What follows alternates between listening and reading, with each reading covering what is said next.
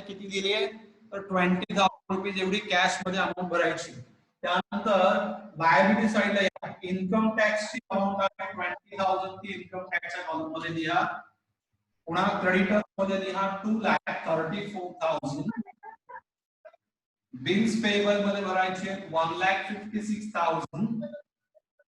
Capitals मध्ये प्रत्येकाच्या कॅपिटलची amount आपल्याला भरायची आहे. कॅपिटल्स मध्ये पहा कॅपिटल किती किती दिसत आहेत ते. आशाचे आहे 2 लाख, उषा मध्ये आहे 1,10,000 आणि निशाच्या कॉलम मध्ये अमाऊंट आहे 50,000. हे आपण अमाऊंट ज्या होत्या क्वेश्चन मध्ये दिलेल्या त्या अमाऊंट आपण प्रत्येकाने प्रत्येकाच्या कॉलम मध्ये भरलेल्या आहेत. बरं, बॅलन्स शीट मध्ये या सगळ्यांनी आणि बॅलन्स शीट मध्ये आल्यानंतर लायबिलिटी मध्ये पहा जनरल रिझर्व्ह किंवा रिझर्व्ह फंड किंवा प्रॉफिट अँड लॉस काही दिलं असेल तर ते आपण कॅपिटल मध्ये ऍड करून घेतो. मग बॅलन्स शीटच्या लायबिलिटी मध्ये जनरल रिझर्व्ह दिलाय 40,000, तो तिघांना वाटावा लागेल. मग कॅपिटल मध्ये लिहा खालच्या ओळीला ऍड जनरल रिझर्व्ह, ऍड लिहायचा आहे जनरल रिझर्व्ह. बघा जनरल रिझर्व्हचे अमाऊंट 40,000 आहे आणि 2:1:1 मध्ये वाटले तर आशाला येतील 20,000, उषाला येतील 10,000 आणि निशाला येतील 10,000 आणि यांच्या कॅपिटलची बेरीज करून घ्या. एकूण कॅपिटल होईल आशाचं 2,20,000, उषाचे कॅपिटल होईल 1,20,000 आणि निशाचे कॅपिटल होतील 60,000. ते कॅपिटल आपण काय केलं जनरल रिझर्व्ह वाटून घेतलं ठिकाणा त्यांच्या रेशो मध्ये.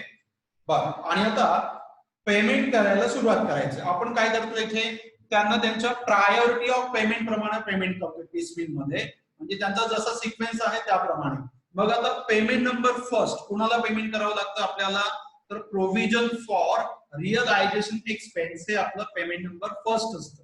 मग क्वेश्चन मध्ये पहा बॅलन्स शीटच्या खालच्या ओळीला येऊन जिथे असेट्स रिअलाइज केलेले आहेत त्याच्या खालच्या ओळीला पहा काय दिले त्यामध्ये क्वेश्चन मध्ये तर it was agreed that cash should be distributed as and when realise, म्हणजे जसे पैसे येतील तसे लगेच वाटा असं त्यांनी सांगितलंय. Dissolution expenses were originally provided for an estimated amount of ₹10,000. तर आपल्याला जे वाक्य हवं होतं ते सापडलं. डिझोल्युशन एक्सपेन्सेस ओरिजिनली प्रोव्हाइडेड किती घ्यायचे एस्टिमेटेड अमाउंट तर 10,000 हे आपलं पहिलं पेमेंट आहे. या पर्टिक्युलर मध्ये आणि लिहा less provision for realisation expenses, less provision for realisation expenses आणि कॅश कॉलम मध्ये भरा 10,000. आता कॅश होती 20,000 त्यातून ही प्रोव्हिजन आपण 10,000 लेस केली तर कॅश मध्ये पुन्हा शिल्लक राहतील 10,000. कॅश मध्ये पुन्हा खालच्या वेळेला शिल्लक राहतील 10,000. बर, आता पहिलं पेमेंट झालं प्रोव्हिजन फॉर रिअलायझेशन एक्सपेन्स की दुसरा नंबर चालू होतो. दुसरा नंबर कुणाचा असतो तर प्रोव्हिजन फॉर कॉन्टिंजंट लायबिलिटी. कशी ओळखायची आहे का नाही ती तर त्यासाठी आपल्याला क्वेश्चन मध्ये सेंटेन्स सापडतं. काय सेंटेन्स सापडतं there was a bill under discount. काय वाक्य शोधायचं there was a bill under discount. तर क्वेश्चन मध्ये जर आपण वाचलं तर आपल्याला कुठेही हे सेंटेन्स दिलेलं नाही, म्हणजे सेकंड नंबर संपला. आता थर्ड नंबर चालू होतो. प्रायोरिटी कुणाची असते ती तर ती असते सेक्युअर लायबिलिटी. सेक्युअर लायबिलिटी म्हणजे काय तर जी लायबिलिटी आपण एखादं मॉर्गेज वगैरे देऊन घेतलेली असते अशी. ओळखायची कशी ती तर ब्रॅकेट मध्ये कुठे आहे का पहा लायबिलिटी साइडला असं on mortgage of, on pledge of, on hypothecation on किंवा ऑन सिक्युरिटी ऑफ असं कुठे ब्रॅकेट मध्ये दिलेलं आहे का कुठल्या लायबिलिटीला तर दिलेलं नाही. म्हणजे या प्रॉब्लेम मध्ये सेक्युअर लायबिलिटी अवेलेबल नाहीये. बरं, सेक्युअर लायबिलिटी झाली की पुढचा नंबर कुणाचा चालू होतो मग तर प्रेफरन्शियल लायबिलिटीचा नंबर चालू होतो. प्रेफरन्शियल लायबिलिटी म्हणजे कुठली असते जी अमाऊंट आपण गव्हर्नमेंटला द्यायची असते तिला आपण म्हणतो प्रेफरन्शियल लायबिलिटी. मग प्रॉब्लेम मध्ये फक्त एकच अमाऊंट अशी गव्हर्नमेंटला देणार आहे इन्कम टॅक्सची अमाऊंट आहे. पहा इन्कम टॅक्स आपल्याला द्यायचा आहे किती तर 20,000 इन्कम टॅक्स आपल्याला द्यायचा आहे. बरं, मग इन्कम टॅक्स आपला प्रेफरन्शियल या प्रकारामध्ये सापडला. बरं, मग आता इन्कम टॅक्स द्यायचे किती तर 20,000 आणि कॅश किती अवेलेबल आहे सध्या फक्त 10,000 आहे. मग आपण आता तात्पुरतं काय करूया इन्कम टॅक्सला 10,000 अवेलेबल आहेत ना मग तेवढे करूया. लिहा खाली लिहा लेस पेड इन्कम टॅक्स, लेस पेड इन्कम टॅक्स किती अवेलेबल आहेत फक्त आता 10,000 आहेत. जोपर्यंत हे पैसे संपत नाही तोपर्यंत पुढचे असेट आपल्याला विकता येत नसते. लेस पेड इन्कम टॅक्स असं लिहा कॅश मध्ये 10,000, इन्कम टॅक्स कॉलम मध्ये हे 10,000 लिहा आणि बाकीच्या कॉलम मध्ये डॅश करून घ्या. ज्यांना आपण पेमेंट करत नाहीये तिथे डॅश करा आणि पुन्हा वजाबाकी करा. कॅश मध्ये डॅश, कॅश संपेल. इन्कम टॅक्स होता 20,000, त्यातून 10,000 दिले आपण, अजूनही इन्कम टॅक्सचे राहतील 10,000 आणि बाकीचे अमाउंट आहे तसंच लिहा. जसं क्रेडिटर्स राहतील 2,34,000, बिल्स पेबलचे राहत आहेत 1,56,000, आशा कॅपिटल 2,20,000, पुन्हा उषाचं कॅपिटल आहे तसं 1,20,000 आणि निशाचं कॅपिटल राहील 60,000. आपण पेमेंट करतो आहे प्रेफरन्शियल लायबिलिटी या सिक्वेन्सला. इन्कम टॅक्स होता 20,000 पण आपल्याकडे कॅश फक्त 10,000 अवेलेबल होती, तेवढी आपण दिली आहे. म्हणजे अजूनही इन्कम टॅक्सचे 10,000 रुपये द्यायचे बाकी आहे पण कॅश संपली म्हणून आपण आता पुढची असेट रिअलाइज करूयात, विकूया. मग क्वेश्चन मध्ये या आणि पहा शेवटला आपल्याला दिलेला आहे असेट रिअलाइज. त्यामध्ये पहा the assets were realise peaceful as follow. Asset त्यांनी खालील प्रमाणे सोल्ड केलेले आहेत. त्यात डेट आहे पहिली 1 जानेवारी 2012 आणि अमाउंट मिळाली आपल्याला 30,000. तर लिहा डेट मध्ये या सगळ्यांनी डेट लिहा 1 जानेवारी 2012 असेट रिअलाइज असं लिहायचे. असेट रिअलाइज करून आपल्याकडे अमाउंट आली आहे 30,000, 30,000. डेट लिहिली सगळ्यांनी 1 जानेवारी 12. पुन्हा पर्टिक्युलर मध्ये असेट रिअलाइज अमाउंट आली आहे 30,000 आणि आता पेमेंट कंटिन्यू करा. कुणाचं पेमेंट चालू होतं आपलं आता तर इन्कम टॅक्स. किती राहिले होते इन्कम टॅक्सचे अजून सुद्धा द्यायचे तर 10,000. तेवढे आपल्याला आता पेड करायचे, तेवढे पेड करा. या नेक्स्ट लाईनला लेस पेड इन्कम टॅक्स, लेस पेड इन्कम टॅक्स कॅश मध्ये भरा 10,000 आणि इन्कम टॅक्स कॉलम मध्ये भरा 10,000 आणि बाकीच्या कॉलम मध्ये डॅश करून घ्यायचे. झालं. कॅश मध्ये इन्कम टॅक्स 10,000 रुपये भरले आणि इन्कम टॅक्स मध्ये 10,000 भरले. बाकी ठिकाणी डॅश करा आणि पुन्हा वजाबाकी करून घ्या. कॅश मध्ये आता राहतील 20,000, इन्कम टॅक्स संपला. क्रेडिटरचे आहे तसे 2,34,000, बिल्स पेबलचे राहतील 1,56,000, आशाचे 2,20,000, उषाचे राहिले किती 1,20,000 आणि निशाचे राहिले 60,000. म्हणजे आता हा सिक्वेन्स कुठला क्लिअर केला आपण जस्ट प्रेफरन्शियल लायबिलिटी म्हणजे जे गव्हर्नमेंटचे अमाउंट असतात त्यांचं पेमेंट पूर्ण केलं.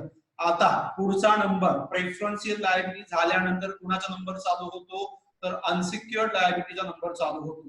मग अनसिक्युअर्ड मध्ये काय काय येतात तर अनसिक्युअर्ड मध्ये पहा creditors, bills payable, bank overdraft, outstanding expenses हे सगळे प्रकार अनसिक्युअर्ड लायबिलिटी मध्ये येतात. मग ते एकापेक्षा जास्त जरी असतील तरी ते एकाच वेळेस पेमेंट करावे लागतात. जसं आता या प्रॉब्लेम मध्ये जर पाहिलं तर क्रेडिटर्स आहे 2,34,000 आणि बिल्स पेबलचे आहे 1,56,000. हे दोघेही अनसिक्युअर्ड आहेत पण दोघांना एकदमच पेमेंट करावं लागेल. पण जर दोघांना एकदम पेमेंट करायचं म्हटलं तर कॅश तेवढे आपल्याकडे शिल्लक पाहिजे आहे. पण कॅश मध्ये फक्त किती शिल्लक येतं आपल्याकडे तर 20,000. मग जोपर्यंत आपल्याकडे आता या दोघांना पेमेंट करायला पुरेसे पैसे येत नाही तोपर्यंत आपण या पेमेंट कसं करायचं दोघांना त्यांच्या रेशिओज मध्ये पेमेंट करावं लागेल. का दोघांची कॅटेगरी एकच आहे अनसिक्युअर्ड लायबिलिटी म्हणजे दोघांना एकदम पेमेंट करावं लागेल. पण पैसे तेवढे नसल्यामुळे कसं पेमेंट करायचं आता तर रेशिओ मध्ये. यांचा रेशिओ तुम्ही काढून पाहिला असेल. किती आला रेशिओ यांचा बोला यांचा रेशिओ कोणी काढलाय का सर 3:2 आलाय. किती आलाय 2:1. आता ज्यांना रेशिओ कसा माहित नाहीये त्यांनी काय करायचं ऐका. रेशिओ काढण्याची पद्धत ऐका. या दोघांमध्ये 2,34,000 आणि 1,56,000 या दोघांमध्ये लहान अमाऊंट कुठली आहे तर 1,56,000 ही लहान अमाऊंट आहे बरोबर ना. मग 1,56,000 जे आहे मी याला आधी 2 ने डिवाइड करतो म्हणजे मला टेबल मिळतो याचा. कितीला मी डिवाइड केलं दोघांमध्ये जी लहान अमाऊंट आहे 1,56,000 त्याला मी 2 ने डिवाइड करतो म्हणजे मला याचा टेबल मिळेल. पण टेबल कितीचा येतो इथे? 78,000 चा टेबल येईल का रे 78,000 चा? आणि तुम्ही जर टेबल जर मिळालं तुम्हाला 78,000 चा तर तुम्ही 78,000 त्याला मल्टिप्लाय बाय 3 करून पहा लगेच. करून पहा सगळ्यांनी 78,000 मल्टिप्लाय बाय 3 करून पहा. म्हणजे आन्सर किती येईल इथे? 2,34,000. म्हणजे लक्षात ठेवा ही जी अमाउंट आहे ही 78,000 च्या टेबल मध्ये दोन्ही अमाउंट आहे. म्हणजे याचा रेशो किती आला? 2:3. कसा आणला पुन्हा एकदा पहा. 1,56,000 ही दोघांमधली लहान अमाउंट होती. त्याला डिवाइडेड बाय 2 केले. 2 ने डिवाइड केल्यानंतर मला 78,000 चा टेबल मिळाला. आणि मग 78,000 मल्टिप्लाय बाय 3 करून पहा, 4 करून पहा, 5 करून पहा. तुम्हाला कुठेतरी ती अमाउंट सापडते आपली जी आहे ती. म्हणजे 3 ने मल्टिप्लाय केले की लगेच आपल्याला 2,34,000 ही अमाउंट सापडते. म्हणजे इथे रेशो आहे 78,000 into 2 केले तर 1,56,000 आणि 78,000 डिवाइड मल्टिप्लाय बाय 3 केले तर 2,34,000. रेशो किती आला? 2:3 सॉरी 3:2. 3:2 असा रेशो येईल. बरं मग आता या दोघांना आपण 20,000 जे आहेत ते पेड करूया. कुणाला? क्रेडिटर्सला आणि बिल्स पेबलला. तसं घ्या लेस paid creditors and bills payable in 3:2. दोघांना आपण रेशो मध्ये का पेमेंट करतोय? तर क्रेडिटरची आणि बिल्स पेबलची जी अमाउंट आपण पाहिली तर तेवढी अमाउंट आपल्याकडे द्यायला शिल्लक नाहीये आता. फक्त 20,000 आहे म्हणून तात्पुरतं रेशो मध्ये देतोय. कॅश मध्ये भरा 20,000 आणि 20,000 देऊन किती येत आहेत प्रत्येकाला ते सांगा. किती येत आहेत? पहिल्याला कुणालाही सांगता पहिल्याला किती आले तुमचे? आलेत का एवढे? 12,000 येते सांगा पुरुषला. बरं 12,000 पहिल्याला आणि दुसऱ्याला किती आले? 8,000. 8,000 कॅश करा आणि वजाबाकी करून घ्या. आता कॅश संपेल.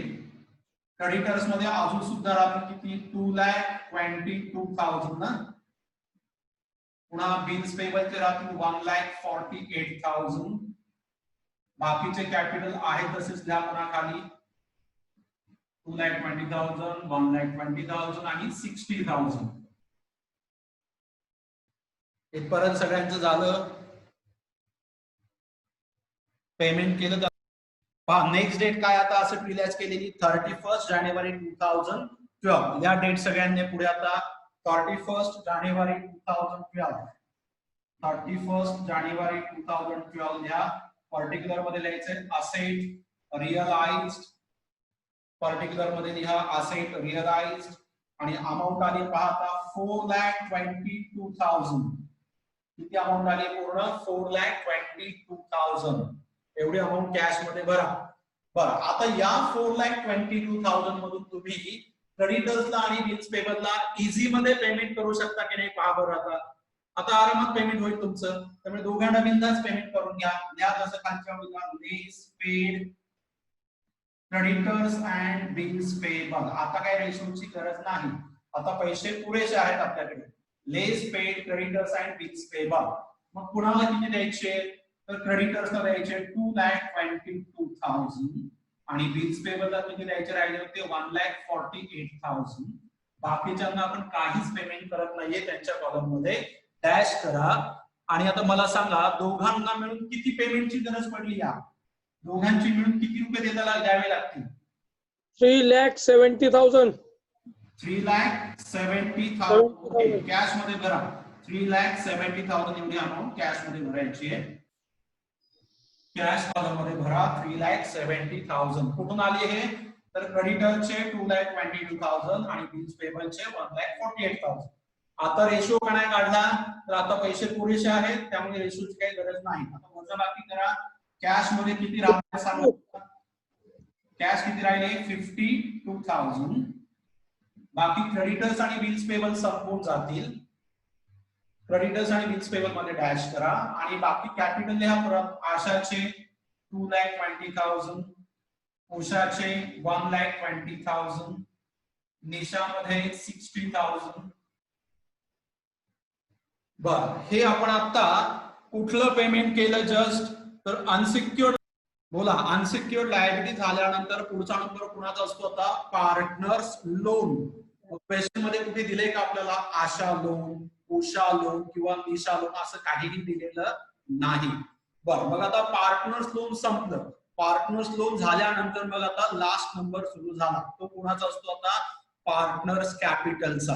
आणि आपण पार्टनर्स कॅपिटल कसं पेड करतो? तर statement number 1, statement showing surplus capital, या स्टेटमेंट नुसार आपण जातो. तर मग आपण लास्ट लेक्चरला पहिली स्टेटमेंट केली. त्या स्टेटमेंट नुसार नंबर 1 कुणाचा आलाय सांगा. गणपती, पहिला नंबर कुणाचा आलाय?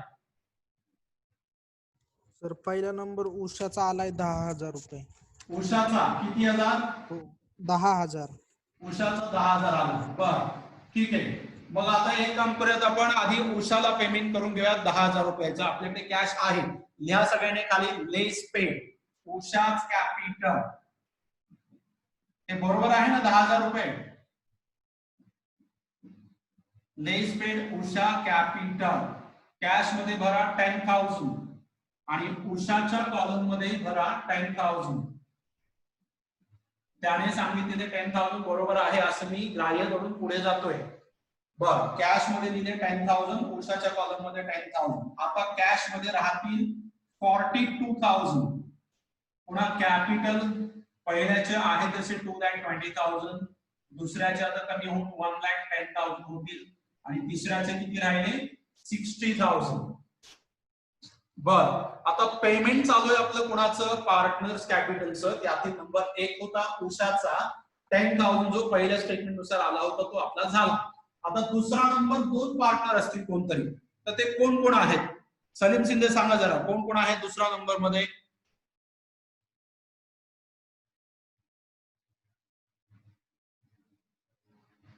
सलीम.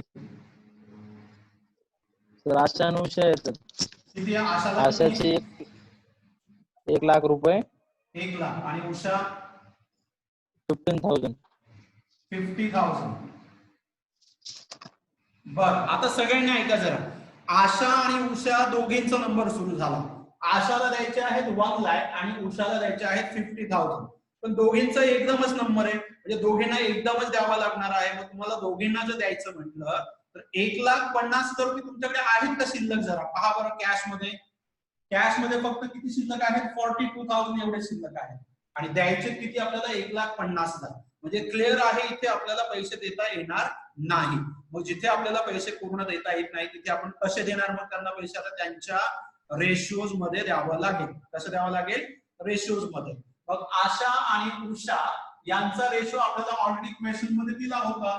2:1 यामधला आशाचा आणि उषाचा शेअर किती आहे? 2:1 आहे ना. मग सध्या आपण त्यांना या 1,50,000 मधली जी अमाऊंट शिल्लक आहे 42,000 ती 2:1 मध्ये पेड करूया. या खाली सगळ्यांनी less paid Asha and Usha, less paid Asha and Usha in 2:1. Less paid Asha and Usha in 2:1. पैसे कमी आहेत शिल्लक म्हणून 2:1 मध्ये देतोय आपण. मग 42,000 2:1 मध्ये दिले तर किती रुपये येतील प्रत्येकाला? पहिल्याला किती येतील? आशाला किती येतील रे? बरोबर आहे, ठीक आहे. आशाला 28,000 आणि उषाला किती आले? 14,000. निशामध्ये डॅश करा, निशामध्ये डॅश करा आणि आता वजाबाकी करा. कॅश संपेल. आशाचे अमाऊंट मध्ये किती राहत आहेत? 1,92,000 राहतील असं मला वाटते. तुम्ही चेक करून पहा. दुसऱ्या उषाचे राहतील 96,000 आणि निशाचे राहिले 60,000. वजाबाकी चेक करा. पहिल्याची 1,92,000, दुसऱ्याची 96,000 आणि तिसऱ्याची 60,000. ही करेक्ट आहे का? चेक केली का सगळ्यांनी? उत्तर सांगत राहा तुम्ही. आकाश काळे बरोबर आहे का वजाबाकी? ही बरोबर आहे. ओके. बरं, आपलं पेमेंट कुणाचं चालू आहे आता? तर पार्टनर्स कॅपिटलचं. पार्टनर्स कॅपिटल मध्ये कुणाचं चालू आहे? आशाचं आणि उषाचं. आशाला 1 लाख आणि उषाला 50,000 अशी 1,50,000ची गरज होती. पण पैसे किती शिल्लक होते? फक्त 42,000 होते. पैसे कमी असल्यामुळे आपण त्या दोघांना कसं पेड केलं आता रेशो मध्ये. त्यांचा रेशो कुठे होता क्वेश्चन मध्ये डायरेक्ट दिलेला होता 2:1:1 मधला 2:1 हा त्यांचा रेशो होता. बरं आता इथे फळ्याकडे पहा. आशाला द्यायचे किती होते 1 लाख. 1 लाखामधले आपण आशाला आत्ताच फक्त किती देऊ शकतो तर 28,000 रुपये आपण आशाला देऊ शकतो. बरोबर ना. म्हणजे अजूनही आशाच्या 1 लाखामधले आपल्याला 72,000 रुपये द्यायचे बाकी आहे. आशाला किती द्यायचे होते 1 लाख. त्यातले देता किती आले 28,000. म्हणजे अजूनही आशाला किती द्यायचे बाकी राहत आहे 72,000 रुपये तिला अजूनही द्यायचे बाकी राहत आहे. तर उषाला द्यायचे होते 50,000. पण 50,000 मधले आपण किती देऊ शकतो फक्त 14,000 देऊ शकतो आपण आता. म्हणजे तिलाही अजून सुद्धा आपण 36,000 रुपये द्यायचे बाकी आहेत. पण आता हे पैसे द्यायला आपल्याकडे पैसे नाहीत. म्हणजे आपल्याला आता पुन्हा असेट विकावी लागेल आणि मग आपल्याकडे जे पैसे येतील त्यातून आपण पेमेंट करू शकतो. बरं 2 मिनिटात पेमेंट मध्ये आपल्याला माहिती आहे आशाला द्यायचे होते 1 लाख. 1 लाखातले आपण 28,000 देऊ शकतो. अजून 72,000 तिला द्यायची आणि उषाला द्यायचे होते 50,000. त्यातील 14,000 दिलेत. अजून राहिले किती 36,000. पैसे संपलेले आहेत म्हणजे आपल्याला आता पुढची असेट विकावी लागेल. मग नेक्स्ट डेट घ्या. नेक्स्ट डेट पहा 15 फेब्रुवारी. डेट मध्ये या आणि भरा 15 फेब्रुवारी 2012 asset realize आणि asset realize करून आले 1,64,000. asset realize करून आले 1,64,000.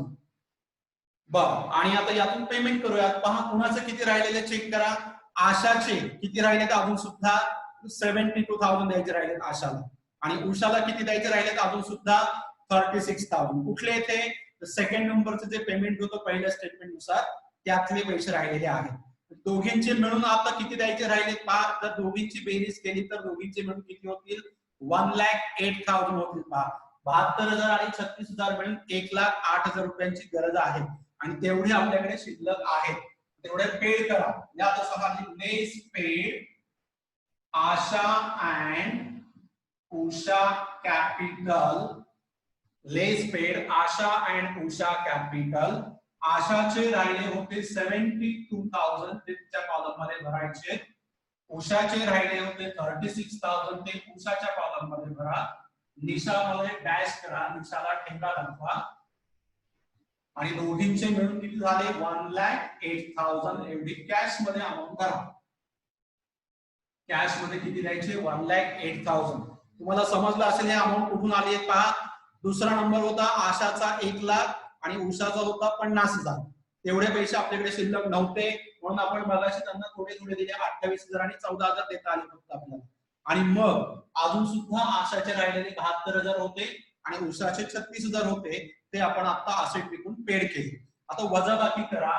कॅश मध्ये किती राहतात पहा 0,0,0 म्हणजे 56,000 राहील कॅश. आशाचे राहत आहेत 1,20,000. उषाचे राहत आहेत 60,000 आणि निशाचेही राहिले 60,000. आणि कॅपिटल मधला सेकंड नंबर आपला संपला. आता थर्ड नंबर सुरू झाला आपला कॅपिटल मधला लास्ट. मग आता लास्ट नंबर कुणाचा असतो तर ऑल पार्टनर्सला आपण पेड करतो त्यांच्या रेशिओ मध्ये. मग या तसं खाली less paid all partners in 2:1:1. Less paid all partners in 2:1:1. 2:1 मध्ये आपण सगळ्यांना पेमेंट करतो आहोत. बरं शिल्लक किती आहेत आपल्याकडे सध्या आता तर 56,000 एवढे शिल्लक आहे. 2:1 मध्ये जर दिले तर पहिल्याला येतील 28,000, दुसऱ्याला येतील 14,000 आणि तिसऱ्याला येतील 14,000. बरोबर आहे. तर चेक करा 28,000 14,000 आणि 14,000 आणि वजाबाकी करा. कॅश संपेल. आशामध्ये राहिले 92,000, उषामध्ये 46,000 आणि निशामध्ये 46,000 राहतील. 92,000 46,000 आणि 46,000 एवढे अमाऊंट राहिले. बरं आता पैसे संपले बरोबर ना. म्हणजे पुन्हा पुढची असेट शेवटची असेट जी आहे ती विकावी लागेल. पुढची असेट कधी विकली आहे तर डेट घ्या 15th मार्च 2012 लिहा डेट लिहा पुढे 15th March 2012 asset realized 15th March ही शेवटची असेट आहे विकून आले 1,16,000 आता शेवटची असेट आले की आपण काय करतो अजून कुठून पैसे मिळतात का पाहतो आणि ते पुन्हा ऍड करतो जसं प्रोव्हिजन फॉर रिअलायझेशन एक्सपेन्स आपण सुरुवातीला काढून ठेवले होते 10,000 बरोबर ना पण ऍक्च्युअल एक्सपेंडिचर किती झाला तर क्वेश्चन मध्ये पास येतो The actual expenses amounted to ₹6,000 spent on 15th March. 15 मार्चला म्हणजे शेवटच्या दिवशी फक्त 10,000 मध्ये 6,000 एवढाच खर्च झाला म्हणजे 10,000 मध्ये अजूनही किती बाकी राहिले होते तर 4,000 बाकी राहिलेले आहेत ते काय करावे लागतील याच्यामध्ये आधी ऍड करून घ्यावे लागतील मग ते लिहा पुढे add unused provision add unused provision 4,000 म्हणजे कॅश झाली 1,20,000 कॅश किती झाली 1,20,000 झालं आणि मग आता पेमेंट करून टाका सगळ्यांना दाखवा less paid all partners in 2:1:1 less paid all partner in 2:1:1 cash मध्ये भरा 1,20,000 म्हणजे आशाला येतील आता यातली 60,000 उषाला येतील 30,000 निशे तुला किती मिळाले निशय किती मिळाले तुला बर निशामध्ये किती दिले 30,000 दिले का आता वजाबाकी करा कॅश संपेल आशाचे राहतील 32,000 उषाचे राहिले 16,000 आणि निशाचे हे राहिले 16,000 आता याच्या नंतर आपण यांना काही पैसे देऊ शकणार नाही म्हणजे हा काय झाला यांचा लॉस आणि मग त्याला नाव काय देतो आपण कसला लॉस तर रिअलायझेशन लॉस असं नाव द्या त्याला म्हणजे हा प्रॉब्लेम संपला नाव द्या त्याला रिअलायझेशन लॉस सर बोला सर मी काल प्रॉब्लेम सॉल्व्ह करायला ट्राय केलता तर तुम्ही जी